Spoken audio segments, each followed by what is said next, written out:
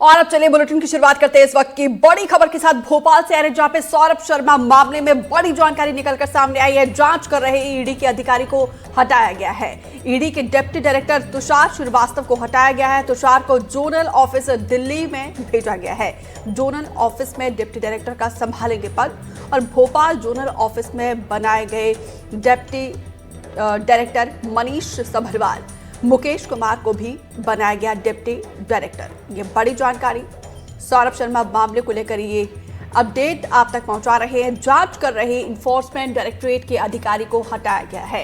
ED के deputy director Tushar Srivastava को हटाया गया है। तुषार श्रीवास्तव को दिल्ली भेजा गया है। जोनल ऑफिस दिल्ली भेजा गया है।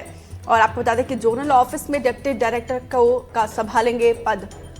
और साथ ही आपको बता दें कि भोपाल जोनल ऑफिस में बनाए गए डिप्टी डायरेक्टर मनीष सभरवाल, मुकेश कुमार को भी बनाया गया है डिप्टी डायरेक्टर। अजय शर्मा ज्यादा जानकारी के साथ जुड़े हैं। अजय, यहाँ पे सौरभ शर्मा मामले में जांच करे ईडी के अधिकारी को आखिर क्यों हटाया गया? क्या उनका टाइम पूरा हो गया था या फिर क्या वजह है?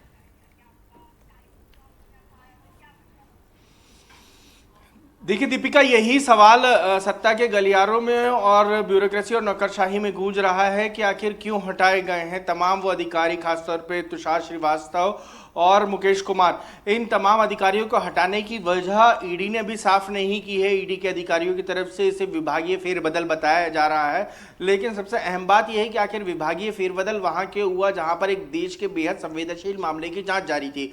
आखिर तमाम जांच एजेंसियां उस गोल्डन कार का सुराग नहीं लगा पाई और उसमें बरामद किए गए माल का सुराग नहीं लगा पाई। ये वही अधिकारी हैं केंद्र की जिन्होंने सबसे ज्यादा तेजी दिखाई थी इस पूरे मामले में।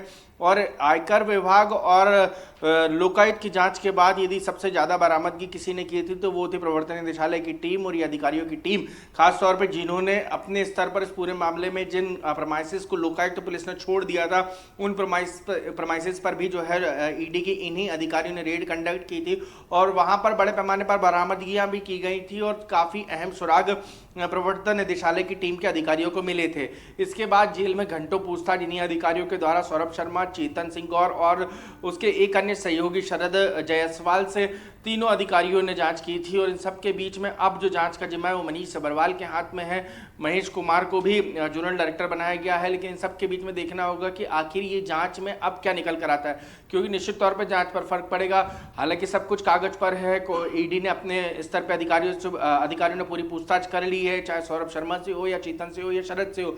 लेकिन सबसे अहम बात यह है कि आखिर जांच अधिकारियों को हटाए जाने के बाद और ईडी के जोनल ऑफिस में फेरबदल करने के बाद तमाम इन मुद्दों पर चर्चाएं का बाजार गर्म है। लेकिन अभी ईडी की तरफ से इस पूरे मामले पर इसे एक रूटीन प्रक्रिया बताया गया है। अधिकारियों का सीधे तौर पे कहना है कि एक रूटीन प्रक्रिया है और रूटीन प्रक्रिया के तहत ही अधिकारियों के काम और प्रभार में फेरबदल किया गया है। आने वाले समय में देखना ही होगा कि किन और अधिकारियों के हाथ में सौरभ और इस पूरे मामले की जांच का जिम्मा दिया जाता है। अजय, देखिए ये केस बहुत इंपॉर्टेंट है। इसकी चर्चा राजधानी भोपाल से लेकर देश की राजधानी दिल्ली तक हो रही है। ऐसे में जिस तरीके से, क्योंकि किसी भी अधिकारी के जांच का इन्वेस्टिगेट करने का तरीका अपना अलग होता है, अब अधिकारी बदलेंगे तो इससे ये केस कितना ज्यादा डिस्टर्ब होगा? ठीक है, जितनी पूछताछ करनी थी प्रवर्तन निदेशालय के अधिकारियों को वो कर चुके हैं, चाहे जेल में हो चाहे रिमांड पर लेने की बात। उसके बाद इन सभी को की रिमांड जो है मांगी नहीं गई थी कोर्ट में प्रवर्तन निदेशालय की टीम के द्वारा। यही कारण रहा कि अब जब पूरे मामले में पूरी प्रक्रियाएं शुरुआती दौर की पूरी हो गई और इस केस से जुड़ी हुई कोई भी जांच ऐसी प्रभावित होती हुई नहीं दिखी, तो ईडी ने अपने स्तर पर दिल्ली हेडक्वार्टर ने इस पूरे मामले में फेरबदल किए हैं। और फेरबदल के बाद तमाम अधिकारी जो हैं राजधानी भोपाल में आने वाले 1-2 दिनों में आमद दे देंगे। और इसको लेकर ईडी का तर्क है कि एक रूटीन प्रक्रिया है और रूटीन प्रक्रिया के तहत अधिकारियों की जिम्मेदारियों में बदलाव किए गए हैं।